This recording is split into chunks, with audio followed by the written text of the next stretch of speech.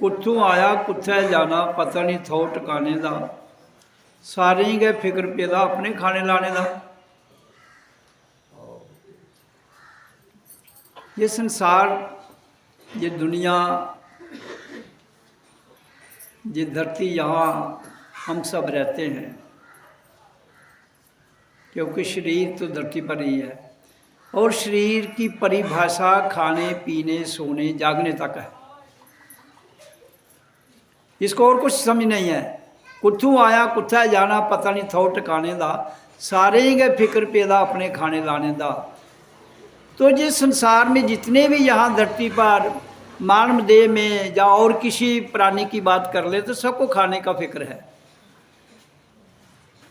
कुत्थों आया ये पता नहीं, जाना कुत्थे भी पता नहीं। इसी दो बातों का पता लगाने के लिए ही सत्संग में आना है और सत्संग को समझना है। कहाँ से आया हूँ, कहाँ जाना है, और तीसरी बात किस लिए आया हूँ। ये तीन बातें समझ आ जाएं तो आपका जीवन सफल हो जाता है। कौन कौन सी? कुत्थू दा आए ना कुत्थे जाना है ते कैदे वास्ते आए दा। इतने कुछ की पुछो जी तुम कैसे वास्ते कैदे वास्ते आए हो। आदा आए पैदा होए माँ प्यो ने पैदा किया, बड़े होए ब्याह किया, न्याणे असें भी पैदा किए, खाए पिए नठी जाओ।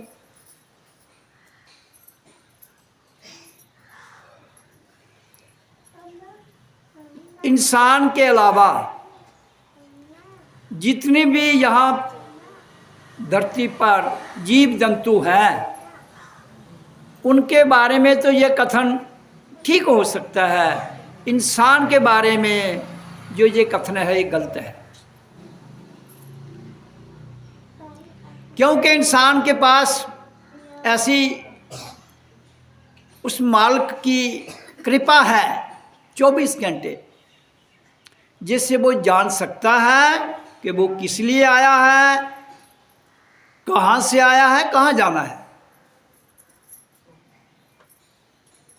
तो उसकी समझ कैसे आती है? तीन की चर्चा से शुरू हुई ना, जाना आना और किस लिए आना।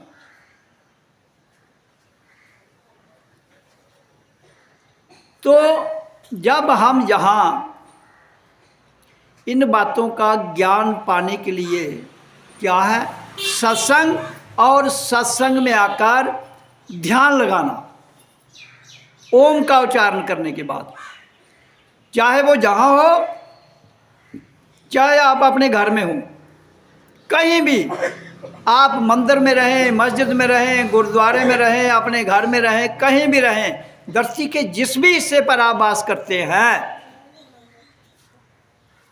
ओम के उच्चारण से ही आपको पता लग जाएगा ध्यान लगाने के साथ कि मैं कहाँ से आया हूँ, कहाँ जाना है और किस लिए आया।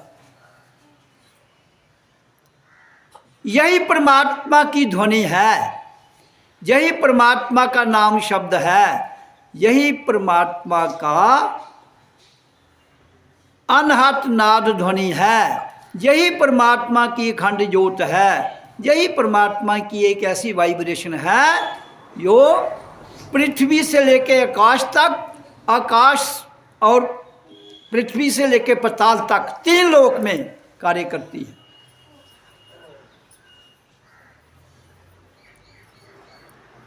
अब इसकी समझ दिमाग से, बुद्धि से, इंद्रियों से, मन से नहीं आ सकती, थोड़ी बहुत आ सकती है।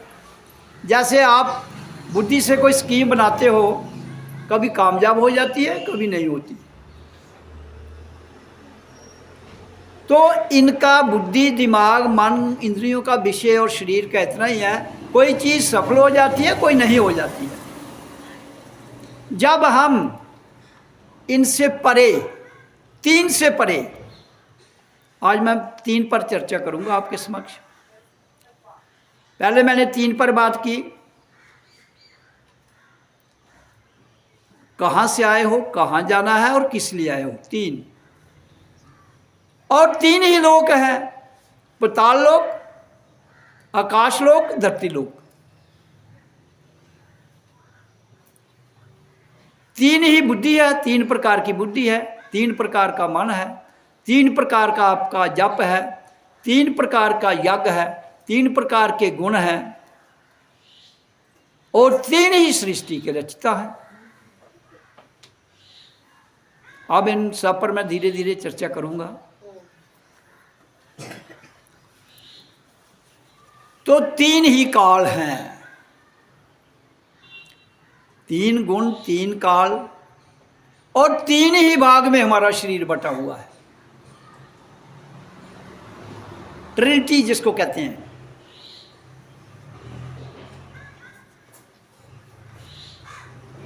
तो हम शुरू करेंगे 3 पर,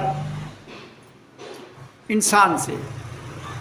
तो इंसान में 3 पर्सन है, पता है आपको? मैं, तुम और वह। कौन है? मैं, तुम और वह। I, you, we. I, you, he, we नहीं, not we. I, you, he, मैं, तुम, वह। ये तीनों प्रकृति में घूमते हैं। इन तीनों से परे एक और है,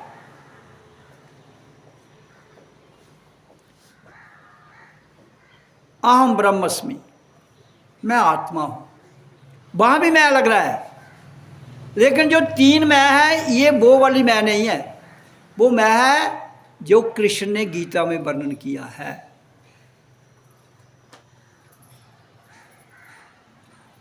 तो वही कृष्ण की मैं आप सबके भीतर है, लेकिन आपसे मैं, तुम और वह नहीं छूटता है, जो आपके मन तक, बुद्धि तक, विचारों तक सीमित है, जो आपकी प्रकृति तक सीमित है। तो जिस दिन मैं, तुम, वह प्रकृति तक सीमित है, छूट जाएगा, उस दिन कृष्ण कॉन्शियसनेस जिसको कहते हैं, कृष्णा कॉन्शियसनेस, आत्मा जागृत। कृष्णा कॉन्शियसनेस करता है आत्मा जब जागृत अवस्था में चेतन रूप में प्रकट होती है हमारे भीतर से ही, तब अहम ब्रह्मस्मि, मैं ही आत्मा हूं, अहम पार ब्रह्मस्मि, मैं ही परमात्मा का स्वरूप हूं। तो इसलिए जब तक हम 3 से नहीं निकलेंगे, ये तो मैं, तुम, वह है, इसके साथ 3 गुण भी हैं, सतोगुण, रजोगुण, तमोगुण। तो 3 की परिभाषा से निकलना है। तो जब तक हम 3 की परिभाषा से नहीं निकलेंगे, कृष्णा कॉन्शियसनेस को नहीं जान पाएंगे। अब सत्संग में आने का अर्थ और मेरा जीवन लक्ष्य जो है वो कृष्णा कॉन्शियसनेस में जाना है, जहां से मैं, तुम और वह वाली तीनों शक्तियां लीन हो जाती हैं कृष्णा कॉन्शियसनेस में। मेरी क्रांति वही कहती है, इसके अलावा कुछ नहीं। लेकिन अब 3 चीजों से निकलना, 3 गुण उनसे निकलना, मैं तो 3% से निकलना, 3 काल से निकलना। 3 काल क्या है? भूतकाल, वर्तमान और भविष्य। इन तीनों में एक टाप होता है, जैसे रजोगुण, तमोगुण और सतोगुण में सतोगुण टाप है। भूतकाल, भविष्य, वर्तमान में वर्तमान टाप में है, जहाँ से आप अपना एवोल्यूशन कर सकते हो, जहाँ से आप उड़ सकते हो, जहाँ से आप अपने आप को पाताल लोक, आकाश लोक, भूलोक का ज्ञान प्राप्त कर सकते हो।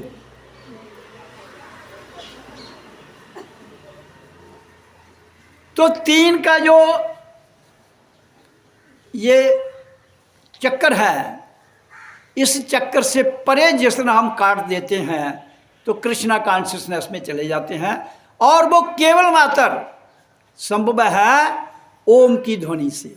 ओम तत् सत। तो ओम की ध्वनि से ही तत् आता है, ओम की ध्वनि से ही सत निकलता है, और फिर ये टाप में है।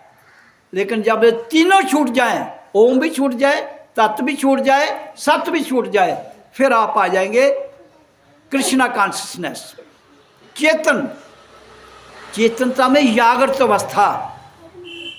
लेकिन 3 काल भी, 3 गुण, 3 अवस्थाएं, वो 3 अवस्थाएं शरीर की, पिंड, अन्न, ब्रह्मांड, तीनों से पार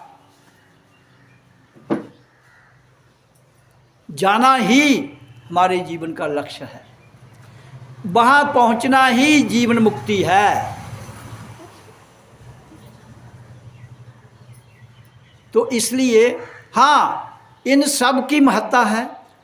ब्रह्मा, विष्णु, शिव 3 ही शक्तियां जिन्होंने संसार की रचना, पालन और संहार करते हैं। वो केवल शरीर तक सीमित हैं, वो तीनों शरीर तक ही सीमित हैं। पैदा करना, पालना और छुट्टी कर देना। तो इसलिए मेरा सत्संग करने का जो, जिस दिन से मैंने अपने आप को जाना है, तब से लेकर आज तक, और आज से लेकर जब तक मैं इस धरती पर हूँ, मेरा एक ही लक्ष्य है, जागो। जागोगे नहीं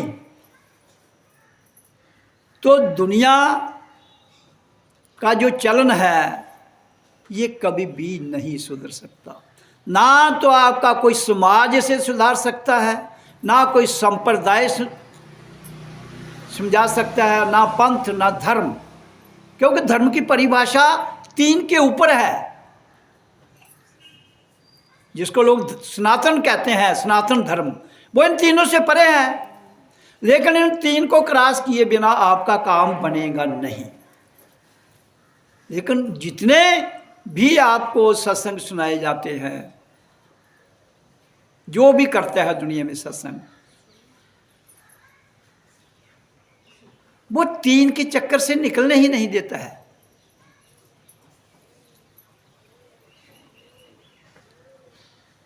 तो केवल मात्र ओम नाम कह लो, ध्वनि कह लो, शब्द कह लो, ये आपकी इच्छा है। ये ना तो शब्द है, ना ध्वनि है, और ना ही नाम है। ये सारे आपको इसलिए दिए जाते हैं ताकि आपके अंदर एक एकाग्रता आए, आपके अंदर एक ठहराव आए, और जब आपके अंदर तमोगुण, रजोगुण से ऊपर उठ के आप सतोगुण में आए, अपने पिंड, अंड, ब्रह्मांड, इन तीनों से अपनी ऊर्जा को ऊपर ले जाएं, तो अभ्यास से होगा। सत्संग वाणी सुनने से आपको प्रेरणा मिलेगी, आपको एक आंतरिक शक्ति मिलेगी, आपके भीतर एक परमात्मा के प्रति आकर्षण उठेगा, आपको भीतर से आनंद उमड़ेगा। क्योंकि जब तक हमें किसी भी चीज़ में आनंद नहीं आए, संसार में तो मज़ा आएगा, बाहरी चीज़ों में मज़ा आता है, हम उस चीज़ के लिए कितनी ही कोशिश कर लेते हैं, जिस चीज़ में हमें मज़ा आता है उसके लिए हम मेहनत करते हैं, कोशिश करते हैं जी हमें मिल जाए, तो वो बाहर की बात है। मज़ा शरीर स्वाद तक सीमित है, शरीर और जीव का स्वाद ये मज़ा है। और जो जीव के स्वाद और शरीर से परे वो आनंद है, ये खत्म हो जाएगा। शरीर और जीव का स्वाद शरीर के मरते ही, शरीर के खत्म होते ही खत्म, लेकिन वो आनंद शरीर के रहते हुए, शरीर छोड़ने के बाद भी खत्म नहीं होता है। उसी को कहते हैं eternal bliss, everlasting peace, ऐसी शांति जो कभी भी खत्म नहीं होती, ऐसा आनंद जिसके लिए हम यहाँ आए हैं। अब मैंने कहा ना कि यहाँ किस लिए आए हैं, वो ही आनंद प्राप्त करने के लिए, जिसको एटर्नल ब्लिस, कृष्णा कॉन्शियसनेस कहते हैं, उसके लिए हम धरती पर हैं, हम सब।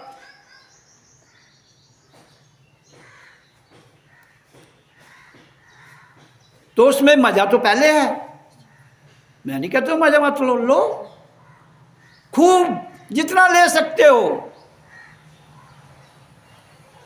लेकिन जो आनंद जिसके लिए असली रूप में आए हो उसे लेना नहीं, जीवन में छोड़ना ना, कहीं गलती करना, उसके लिए जो करना पड़े करो। मज़ा तो शरीर के, जब आदमी मस्त है, फिट है, खाने पीने का मज़ा है, और भी जो शरीर के मज़े हैं वो ले सकता है, लेकिन जब शरीर ढीला पड़ जाता है वो कुछ भी मन की इच्छा रहते हुए कुछ नहीं कर सकता है। लेकिन आनंद का लिंक जीते जी शरीर में उस नाम की मस्ती है, लेकिन शरीर के शिथिल होने के बाद भी उसकी मस्ती खत्म नहीं होती है। और जिस दिन तुम शरीर छोड़ देते हो, तुमने कहाँ जाना है ये प्रत्यक्ष प्रमाण उसी को पता लग जाता है जो शरीर छोड़ता है। बहुत लोग कहते हैं हमें पता नहीं लगता हम कहाँ जा रहे हैं, लगता है। जब जीते जी आपको अनुभूतियाँ होती हैं, जब जीते जी जिसको भी जो इस लाइन में है, वो अगर अपनी पिंड अंड और ब्रह्मांड से ऊपर जाता है तो उसको अखंड ज्योत और अनहत नादध्वनि, तो जीते जी दोनों वो प्रकाश दिखाई देता है, अखंड ज्योत सुनाई देती है। और फिर वो आनंद जब हम शरीर छोड़ते हैं, वही ज्योत जो आपको इस जीते जी दिख रही थी, वही ज्योत आपको ऊपर ले जाएगी, क्योंकि दैट इज वेटलेस।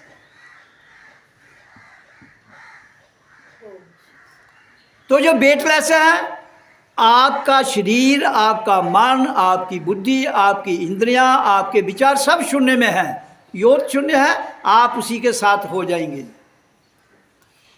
और आपको पता है वो कहाँ जा रही है, आपका अस्तित्व उसमें लीन हो चुका होगा। लेकिन इसके विषय में दूसरे को एक्सप्लेन नहीं किया जा सकता, जीते जी किया जा सकता है। क्योंकि जब जीते जी हम बैठे होते हैं, मैं किसी की चर्चा कम करता हूँ, बातें चाहे सुनाता हूँ, मैं सारा सत्संग अपने पर फोकस करके करता हूँ। मैं इसलिए ये बातें बताता हूँ कि मैंने अपने जीवन में बहुत बार, एक बार नहीं, गिनती नहीं करता हूँ, मैं ऐसे ही बैठता था, अब भी बैठता हूँ,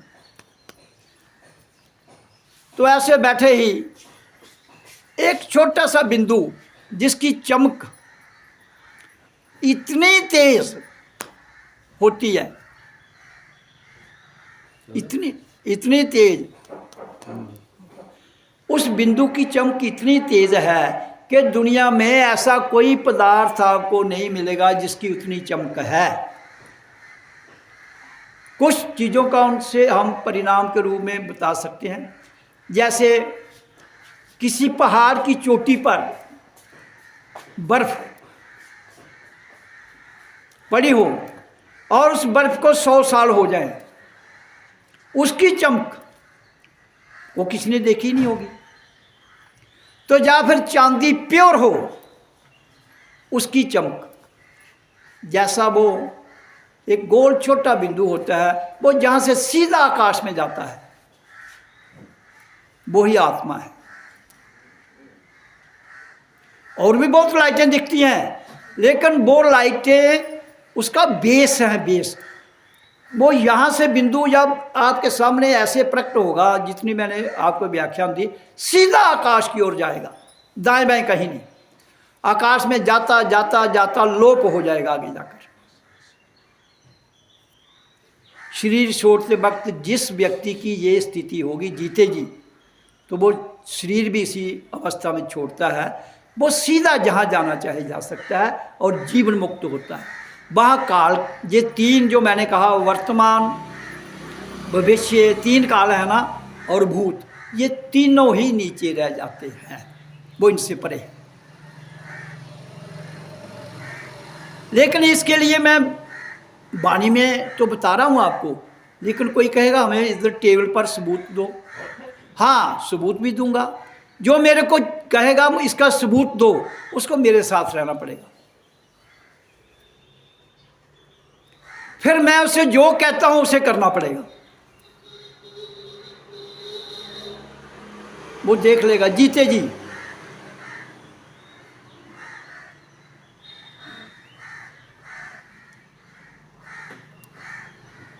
तो इसलिए मैं वो बात कहता हूं सत्संग में, जो बिल्कुल उस निराकार स्वरूप तक हमारे सगुण भक्ति को, हमारी निर्गुण भक्ति को अल्टीमेट ट्रुथ में मिला देती है, एकम सत्य। हालांकि सत्य का बयान नहीं हो सकता, ट्रुथ कैनॉट बी एक्सप्लेन्ड। सच्चाई को हम बता नहीं सकते हैं,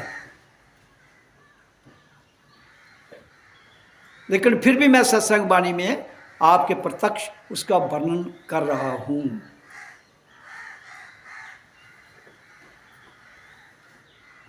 तो इसलिए यहाँ मेरा कहने का सत्संग में मतलब ये है कि जीवन सबको मिला है, जितने भी यहाँ बैठे हैं सबको मिला है, और भी 800 करोड़ लोगों को मिला है। लेकिन इस लाइन पर जाने वाले अगर आप सर्वे किया करेंगे इस दुनिया में,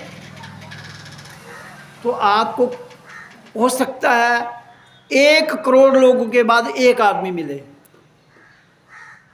तो 800 करोड़ के बाद कितना हुआ? 800 आदमी। तो दुनिया में 800 आदमी अगर हैं भी, लेकिन वो भी प्रकृति को नहीं छोड़ना चाहते, जानकर भी नहीं छोड़ना चाहते।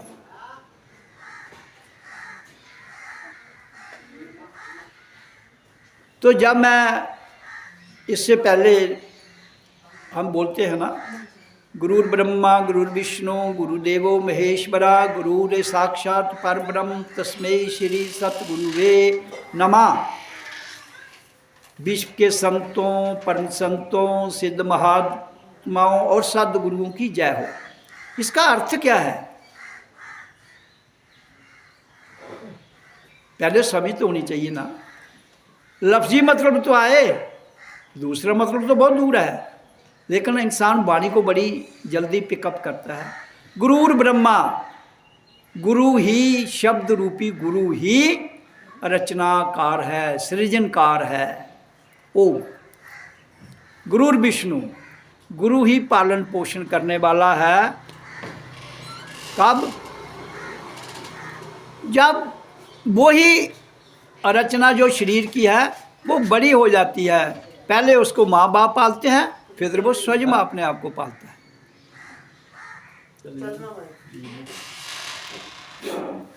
तो इसलिए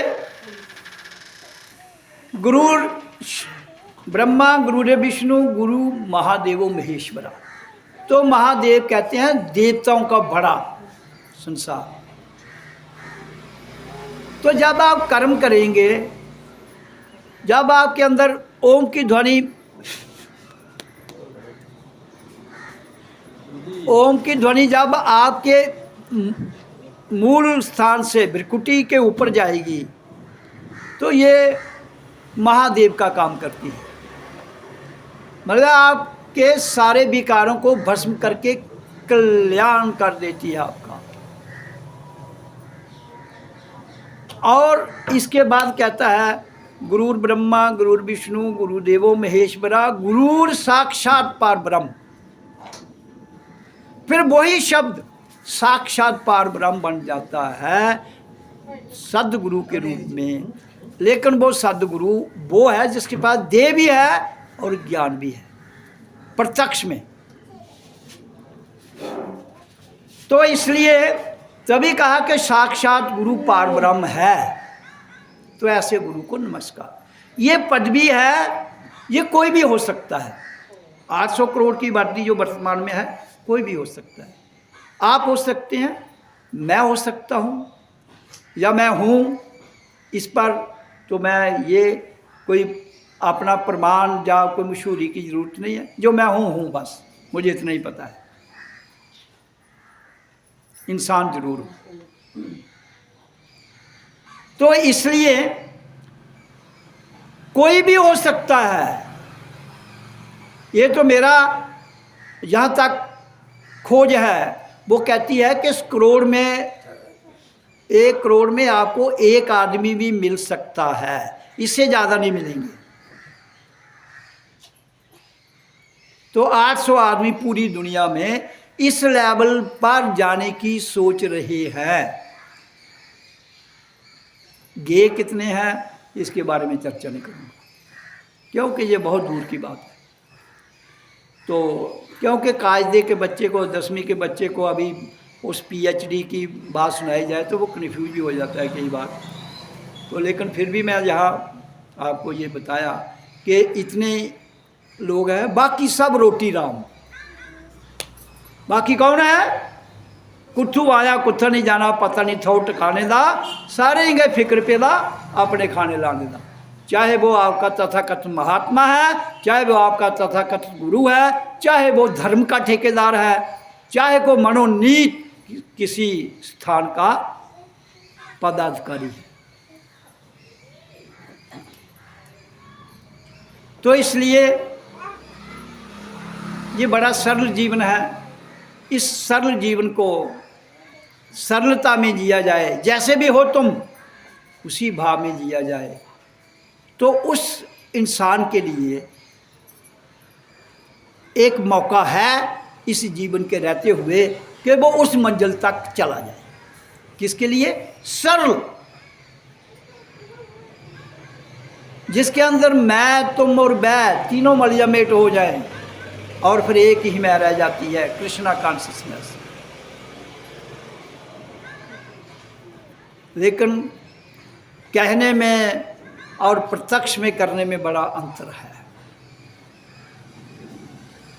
अब 3 प्रकार का दान है, 3 प्रकार का जप है, 3 प्रकार का तप है। ऐसे तो बड़ी अगर विस्तार में कहेंगे तो बहुत, मैं मूल की बात कर रहा हूँ।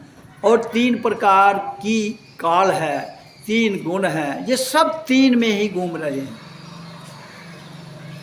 तो ये सब कुछ जप तप दान ये सब छूट जाते हैं, काल छूट जाते हैं, जीते जी शरीर छूट जाता है और फिर शरीर में प्रवेश किया जाता है।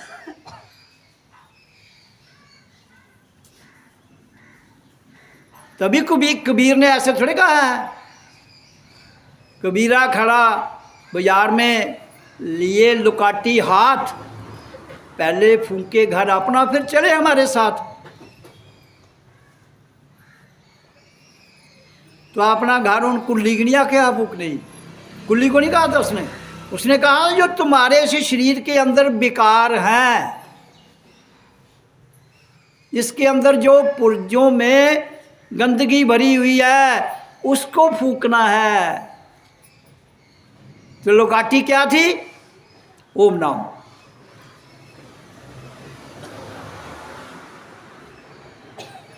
तो इसलिए अब इस पर लोग कहेंगे नहीं, कबीर ने तो राम कहा था, आप ओम नाम कह रहे हो।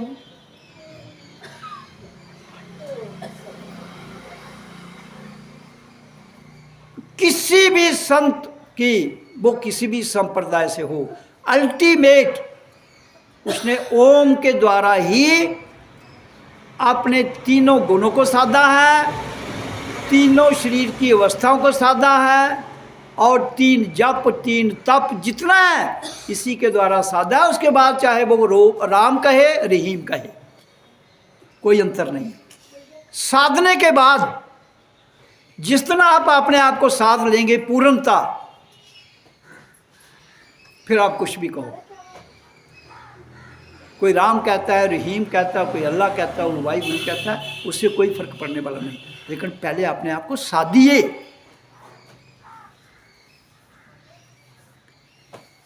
तो इसलिए जीवन मिला है, इसी कौड़ी का भाव मत रोड़ो। आप या इसका मोल दाम में बेच रहे हो, मत बेचिए इसे। चंद सिक्कों के लिए, चंद एक लालच के लिए इसको मत बेचिए। ये अनमोल रत्न मिला है, जिसके लिए मिला है उसको जान के जाइए, जहां मर्जी जाइए, फिर आपको कोई गम नहीं है, कोई परवाह नहीं है। लेकिन जिसके लिए आए हो उसे जानकर उस लक्ष्य को भेदिए, फिर जाइए। फिर आप पर कोई पाबंदी नहीं है।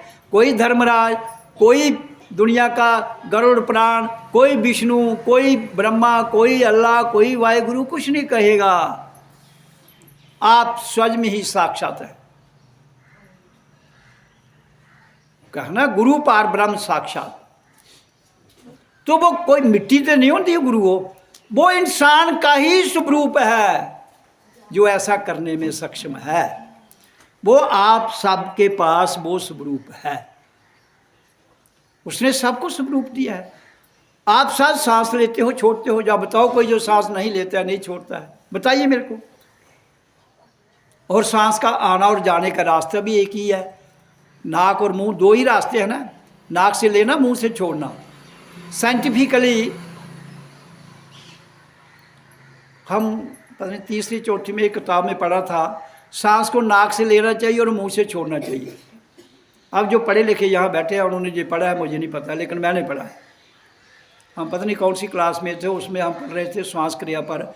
उस किताब में मैंने सुना था कि सांस को नाक से लो, मुंह से छोड़ो।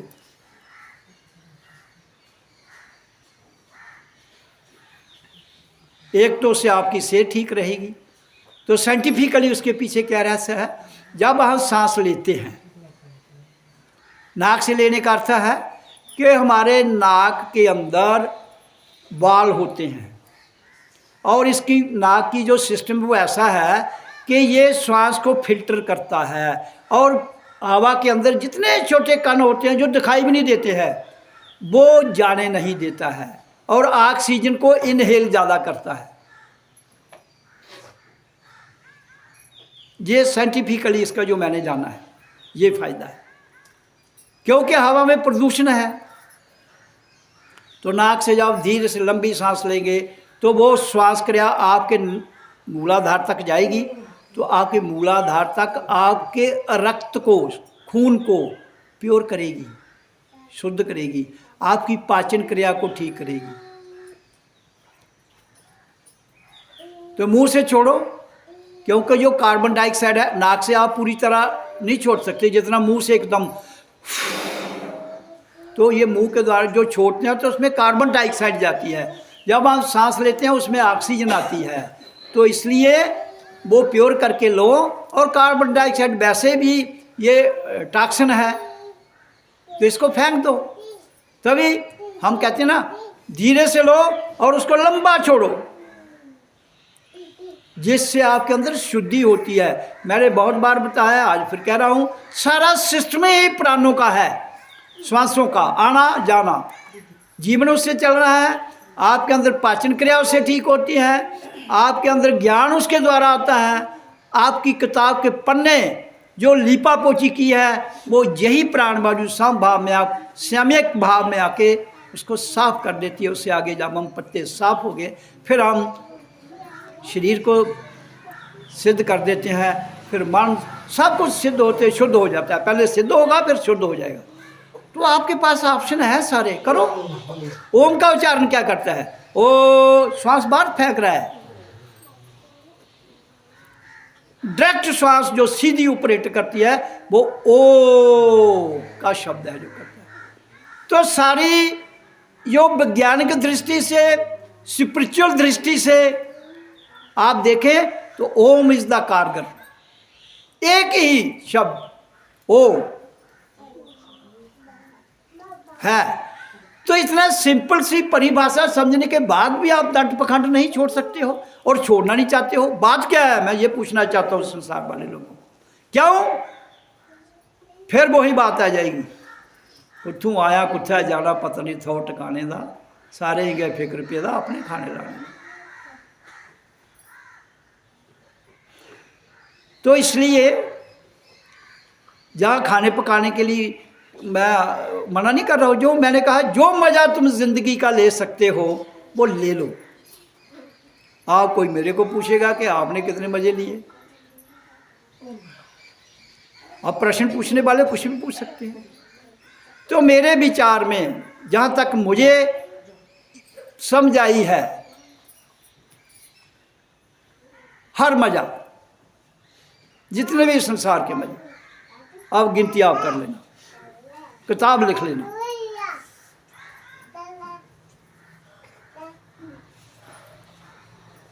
क्योंकि उस स्टेज तक जाने के लिए जब तक हम हर चीज से गुजरेंगे नहीं, तो प्रकृति का जितना भी यहाँ सिस्टम है, कोई ना कोई चीज आपके साथ चिपकी रह जाएगी, वो भी आपको खींच सकती है। इतना इसका इतना आकर्षण है इधर पृथ्वी का।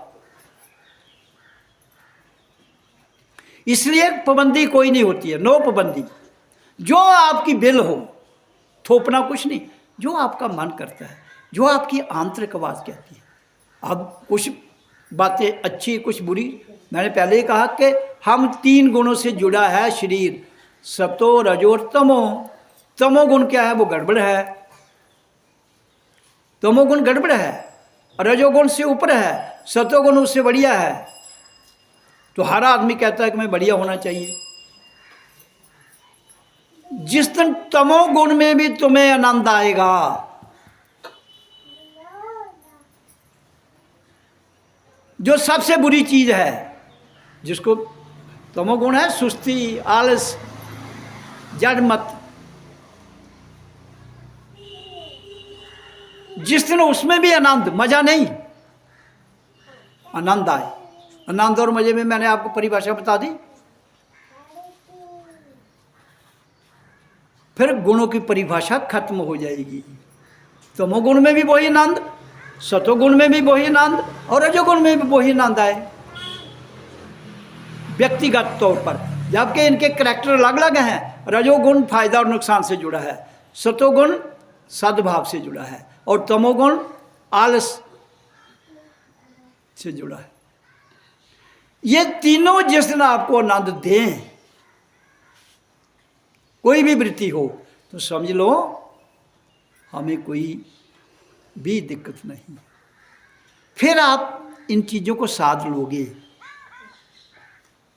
सत्संग को रट्टे लाना थोड़ी है, बड़ी सिंपल सी वाणी है। सिंगल एक ओम मैं कह रहा हूं, सिर्फ एक ओम, और कुछ नहीं।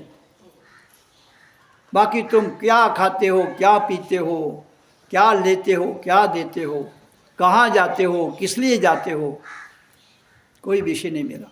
सिर्फ इसको कहता हूं करो। कब तक? जब तक जीवन है, छोड़ना नहीं। और जिस दिन छोड़ने की बात कहेंगे, कि आप कहते हो ओम भी खत्म हो जाता है, वो भी अंदर से आवाज आएगी आपको कि छोड़ दो, मत करो, तो छोड़ दो। बंधना कहीं नहीं है। हर्डल, जंजीरें किसी की नहीं बांधनी है, खुंडी कोई नहीं रखनी है।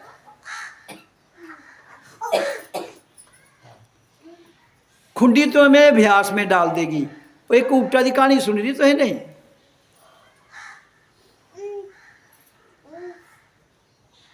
खुंडी जो है इशारों से बांध देती है किसी आदमी का, मैं ज़्यादा लंबी नहीं सुनाऊंगा इसमें, एक आदमी था, उसको सराय में ठहरना था। वो अपने ऊँट लेके निकला काफले में कहीं, तो रास्ते में रात पड़ गई, अंधेरा हो गया, तो आगे कर सराय आ गई। तो अब मान लो उसके पास 10 ऊँट थे। तो सराय में वो अंदर गया, उसके पास आदमी के पास क्या था, मैंने ठहरना है। तो उसने ऊँट अपने बांध दिए, 10 ऊँट होंगे, 9 बांध दिए उसने, एक ही रस्सी गुम हो गई, वो पता नहीं कहाँ गिर गई। तो वो अंदर गया, उसके पास जो वहाँ सराय में आदमी था, उसको कहा भाई इस तरह करो, मुझे रस्सी चाहिए। क्या कहता है, क्या करें, तो मैंने रस्सी थोड़ी बेच रहा हूँ, मेरे पास कोई रस्सी नहीं है। कहता मेरा ऊँट जो है वो 10 ऊँट हैं, 9 तो मैंने बांध दिए, एक ही रस्सी नहीं है। उसने कहा रस्सी नहीं है, अच्छा फिर एक काम करो, तो मैं एक तरीका बताता हूँ, वो करो तुम जाकर, वो हो जाएगा। अब ऊँट का क्या प्रोसीजर है, उसको बांध दो, तो उसको कहो बैठ जाओ, तो बैठ जाता है वो, मतलब जैसे भी उसका माल कहता है बैठ जाओ। आपको कुछ पता ही है, इधर ऊँट आता है जो लोग पार लदना हो रहे बरते, उसी वो आधा भेजा, उसकी भाषा तो बैठ जाता है वो इशारे से ही। उस सराय का जो मालिक था, उसने कहा भाई तुम ऊँट को कैसे बांधते थे। उसने कहा पहले मैं उसके वो नाक में वो डालते हैं, और रस्सी का आगे का हिस्सा होता है उसमें फंसाते हैं, या गले में, जहाँ भी डालते हो। तो उसने कहा ऊँट जब खड़ा है ना, तो उसको वहाँ ही बांध देना। उसने, तुम जैसे उसको रोज बांधते थे ऐसे ऐसे करना, तो वो समझेगा कि ये रस्सी बांध रहा है।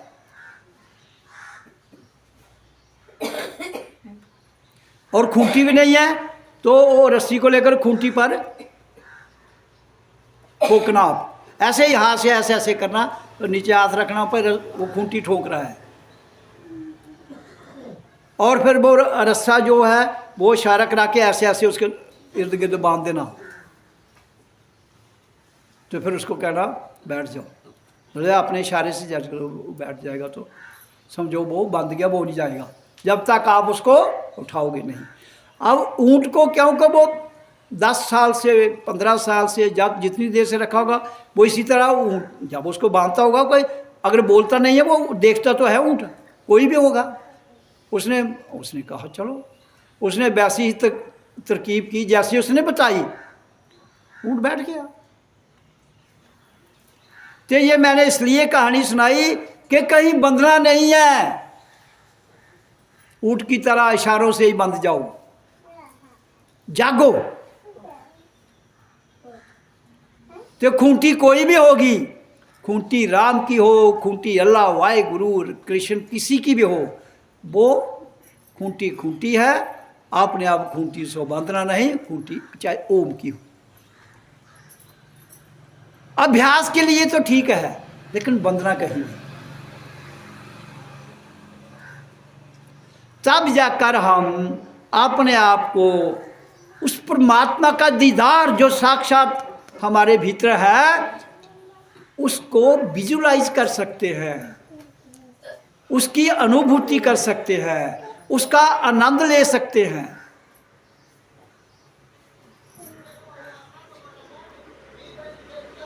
तो इसलिए जहाँ तुम आए हो, अब मैंने आपको उसका मतलब बताया था कि इस मंत्र का क्या मतलब है, गुरुर ब्रह्मा गुरु विष्णु, तो आपको समझ आ गई होगी। तो उसके बाद दूसरा बताया मैंने कि खूंटियों से नहीं बंधना है, खूंटी चाहे कितनी भी बड़ी हो। और जब मैं कहता हूँ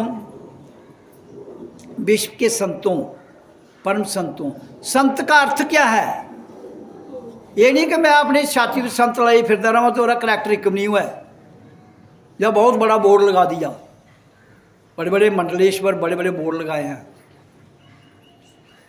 सा का अंत, संत का अर्थ है जिसके अंदर अहंकार खत्म हो गया है। सा कहते हैं अहंकार को, ईगो।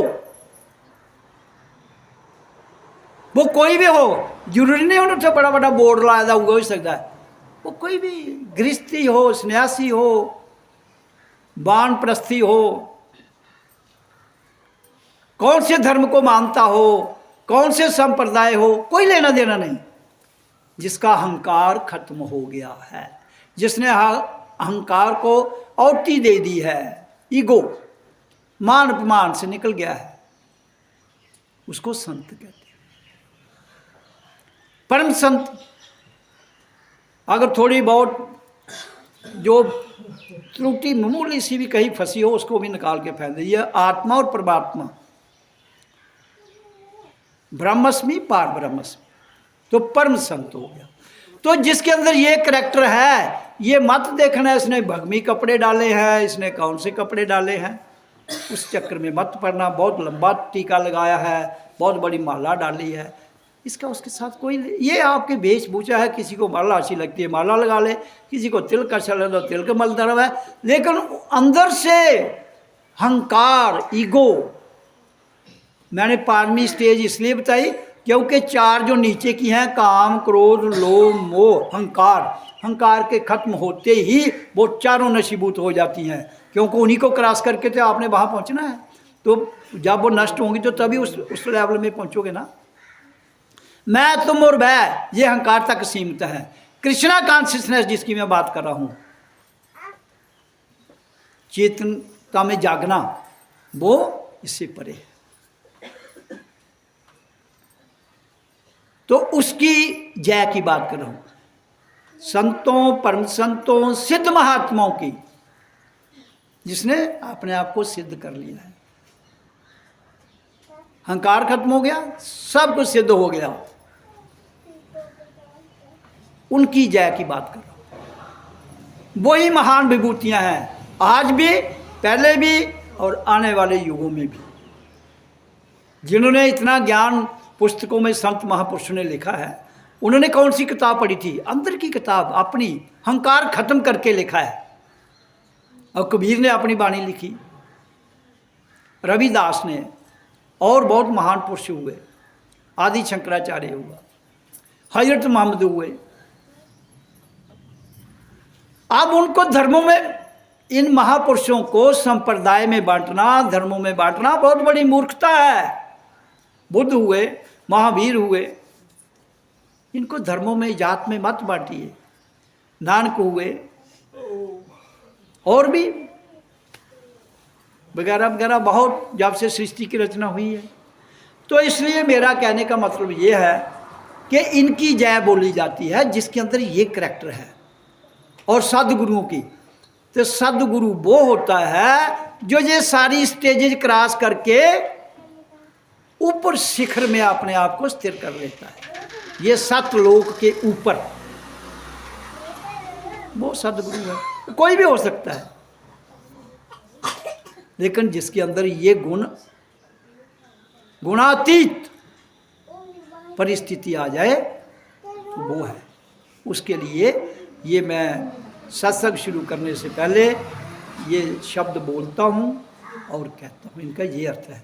इनको ऐसे मत लेना कि ऐसे ही रटा लगाते रहो। ये उनके करैक्टर, जिनका ऐसा करैक्टर है, उनके लिए।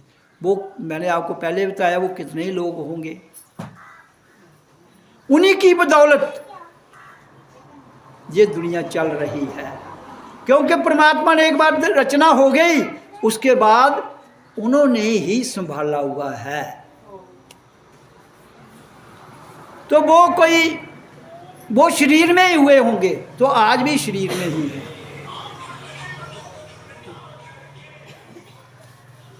तो इसलिए आज हमें यहाँ सोम, मंगल, बुध, वीर, शुक्र 5 दिन हो गए। एतबार को थोड़ी देर के लिए आए थे। तो अगर कोई आदमी यहाँ 5 दिन भी आकर जो जहाँ वाणी बोली जाती है, सुनाई जाती है, उसको दत्त चित्त होकर सुनने के बाद अपने जीवन में ढाल ले,